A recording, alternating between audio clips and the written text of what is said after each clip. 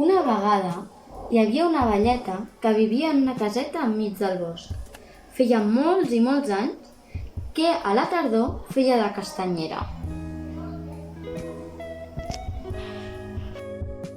Malgrat l'edat, tenia les cames molt fortes, gràcies al fet de passejar per la muntanya.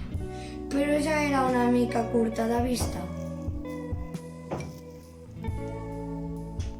A la tardor portava sempre una faldilla molt llarga que li arribava fins als peus, un mocador al cap i un cistell a la mà.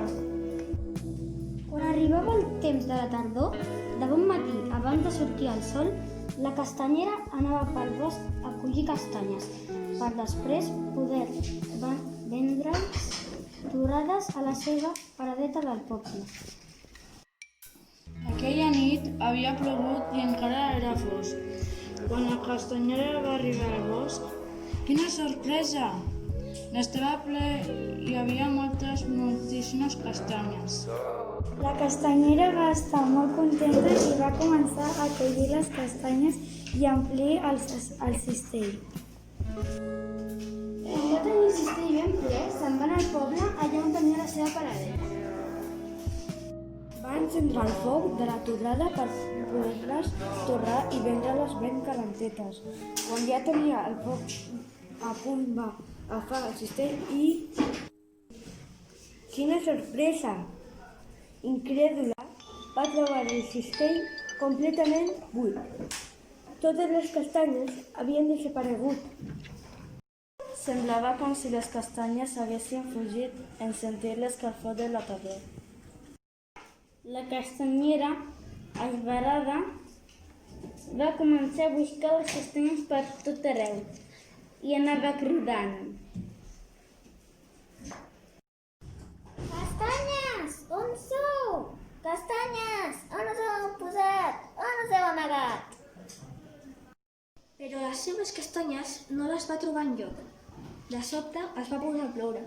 Unes gotes ben grosses queien amb força a terra i feien grans esquitxots.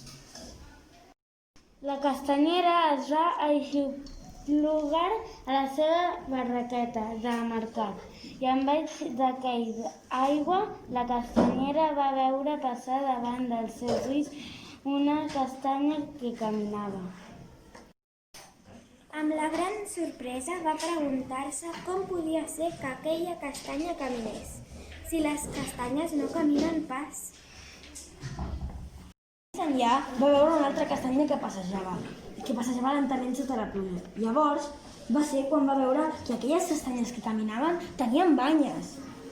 I en aquell mateix instant es va adonar del seu error. En lloc de collir castanyes, havia collit cargols. Hi havia tots els cargols del cistell passejant per allà. N'hi havia per tot arreu, pel terra, a la seva caseta, a la seva cadira. Llavors, la vella castanyera va pensar que hauria de tornar al bosc a collir castanyes per poder-les vendre. Va marxar, ajudeu-me, cap al bosc amb el seu cistell buit. I quan va arribar, va pensar que degut a la seva mala vista, més valdria que no equivocar-se que anés cantant la cançó del cargol treu bany. I així s'assegurava que els cargols traurien les banyes, i ella tan sols colliria les castanyes de debò.